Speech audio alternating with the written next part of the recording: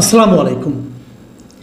প্রিয় দর্শক, দেশে গত কয়েকদিন ধরে যে জিনিসটা সবচেয়ে বেশি আলোচিত হচ্ছে তা হলো আইন শৃঙ্খলার নিয়ন্ত্রণ লুজ হয়ে যাওয়া বা শিথিল হয়ে যাওয়া। মানুষ যেখানে সেখানে ছোটোখাটো ঘটনা নিয়ে মারামারি করছে, খুনোখুনি করছে, ঘোষণা দিয়ে একটা বাড়িতে হামলা চালাচ্ছে এবং নারী সহ মা সন্তান সহ 3 জনকে পিটিয়ে হত্যা করছে, ধর্ষণ করছে। ধর্ষণের ছবি আবার ফেসবুকে এবং সোশ্যাল মিডিয়ায় ছড়িয়ে দিচ্ছে। সারা দেশে একটা মবের আতঙ্ক তৈরি হয়েছে। পুলিশের যে পুলিশ স্টেশন সেটা ঘেরাও করা হচ্ছে এবং ঘেরাও করে আসামিকে ছাড়িয়ে নিয়ে যাওয়া হচ্ছে, পুলিশ স্টেশন ভাঙচুর করা হচ্ছে। কোথাও আবার দেখা যাচ্ছে একজন লোককে ধরে নিয়ে বলা হচ্ছে এই স্বৈরাচারের অথবা ফ্যাসিস্টের দোষর একে অ্যারেস্ট করতে হবে, তার বিরুদ্ধে কোনো মামলা থাকুক বা না থাকুক সেটাও করতে বলা হচ্ছে। দাঙ্গা হচ্ছে, মারামারি হচ্ছে, অপহরণ হচ্ছে। এগুলো আমরা ব্যাপকভাবে মিডিয়াতে দেখছি, আমাদের আশেপাশে দেখছি। কেবল মিডিয়াতে দেখছি তাই না, কিন্তু মিডিয়া পড়ে আমরা জানছি না, আমাদের আশেপাশেও দেখছি এই ঘটনাগুলো ঘটছে। মানুষ নিরাপত্তাহীনতায় ভুগছে। মানুষ জানে না রাস্তায় বের হওয়ার পর যদি তাকে কেউ কোনো একটা স্বৈরাচারের দোষী হিসেবে ট্যাগ দিয়ে মারধর করে তাকে ফেরানোর জন্য কেউ আসবে কিনা এটা কেউ জানে না। এমন অবস্থায় আজকে প্রধান উপদেষ্টার অফিস থেকে একটা প্রেস ব্রিফিং করা হয়েছে এবং তারা দাবি করছে যে বিভিন্ন মিডিয়ায় অপরাধ বৃদ্ধির যে খবরাখবর আসছে এটা আসলে পুরোপুরি সঠিক নয়। এবং এই বিষয়টা প্রধান উপদেষ্টার যে সামাজিক যোগাযোগ মাধ্যম আছে, ফেসবুক পেজ আছে, সেখানেও এই বিষয়টা উল্লেখ করা হয়েছে, উনিও লিখেছেন। এবং ইন্টারেস্টিংলি হলো সেখানে এর সাপোর্ট হিসাবে তারা পুলিশের দেওয়া দুটো পরিসংখ্যান উপস্থাপন করেছেন এবং এই পরিসংখ্যানগুলিতে তারা নানা ধরনের চিত্র দেখিয়েছেন।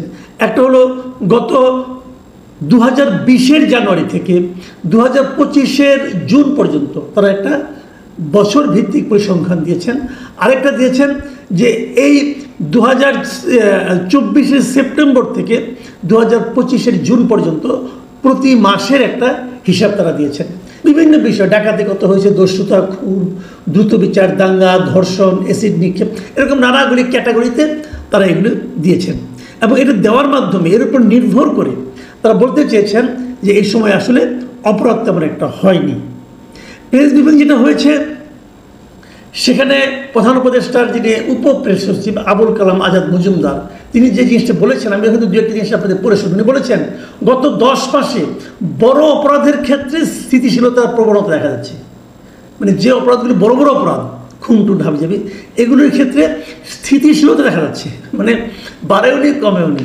আচ্ছা, আর বলেছেন যে 2024 সালের সেপ্টেম্বর থেকে 2025 সালের জুন পর্যন্ত সরকারি অপরাধ পরিসংখ্যানের ভিত্তিতে যে কথাগুলি পাওয়া গেছে, তিনি বলেছেন চলতি বছরে অপরাধের ঘটনা তীব্রভাবে বেড়েছে।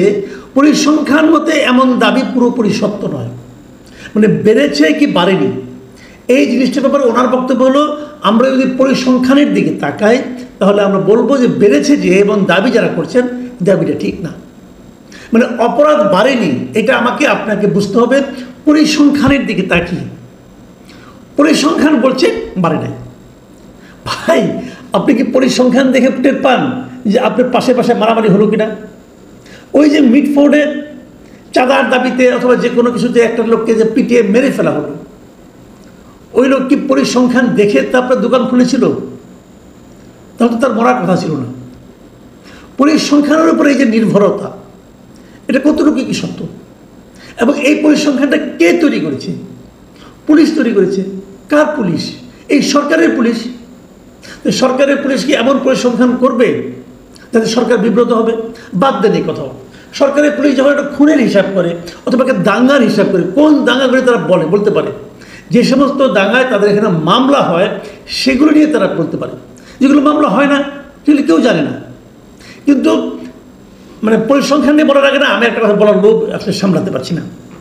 অনেক আগের কথা, আপনার মার্কিন সাহিত্যিক ছিলেন, বিখ্যাত সাহিত্যিক, যাকে নাকি অনেকেই রসিকতার জন্য খুব বিখ্যাত বলেন, তিনি হলেন মার্ক টোয়েন।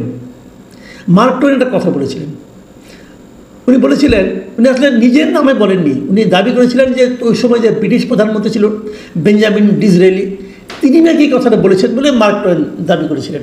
তবে ডিসরেলির কথা বলেছেন এমন কোনো প্রমাণ কখনো পাওয়া যায়নি, কাজে লোকে এটাকে মার্ক টোয়েনের বাণী হিসাবে মানে। তিনি বলেছিলেন আসলে there are 3 kinds of lies, 3 ধরনের মিথ্যা আছে। কি কি? Lies, damned lies and statistics. যদি বাংলায় বলি, মিথ্যা 3 ধরনের মিথ্যা আছে। একটা হলো মিথ্যা, একটা হলো জঘন্য মিথ্যা, আরেকটা হলো পরিসংখ্যান।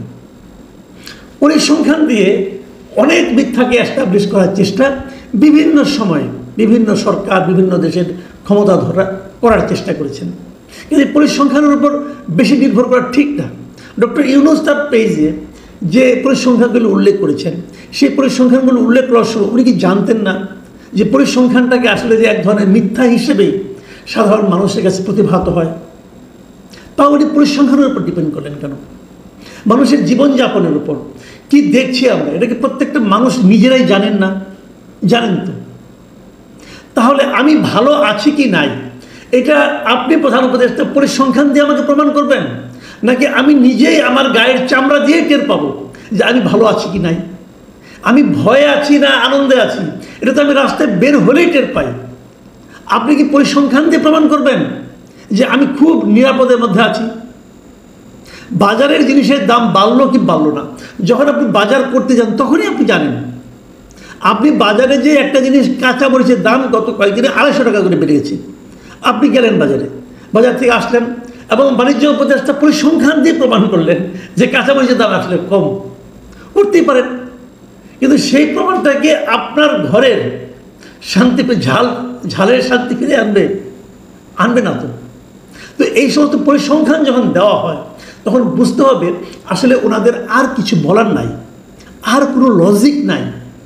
যখন লজিক না থাকে তখন এই ধরনের পরিসংখ্যান ভিত্তিক তত্ত্ব এবং তথ্য দেওয়ার প্রবণতা বেড়ে যায়। আমরা সরকারকে অনুরোধ করব, ভাই পরিসংখ্যানের হিসাব বাদ দেন। আপনি যদি পরিস্থিতি ভালো করতে পারেন সেটা আপনাকে বলতে হবে না, জনগণই বলবে। যেমন গত রমজানে জিনিসপত্রের দাম আপনারা নিয়ন্ত্রণে রাখতে পেরেছিলেন, জনগণ বলেছে, আপনাকে কষ্ট করে পরিসংখ্যান দিতে হয় নাই। যখন আপনারা পরিসংখ্যান দেন, আমার বিবেচনায় আপনি একটা হাস্যকর কাজ করেন এবং জনগণের কাছে নিজেদের অক্ষমতাকে ঢাকার একটা হাস্যকর প্রচেষ্টায় লিপ্ত হন। আমরা এটা চাই না। এদেশের মানুষ খুব ভালো বোঝে দেশে আইন শৃঙ্খলার পরিস্থিতি কেমন আছে। আমাদের অনুরোধ, এদেশের মানুষকে বোঝার চেষ্টা করেন, মানুষকে বোকা বানানোর চেষ্টা করেন না। প্রিয় দর্শক, এখন এই পর্যন্তই। আল্লাহ হাফিজ।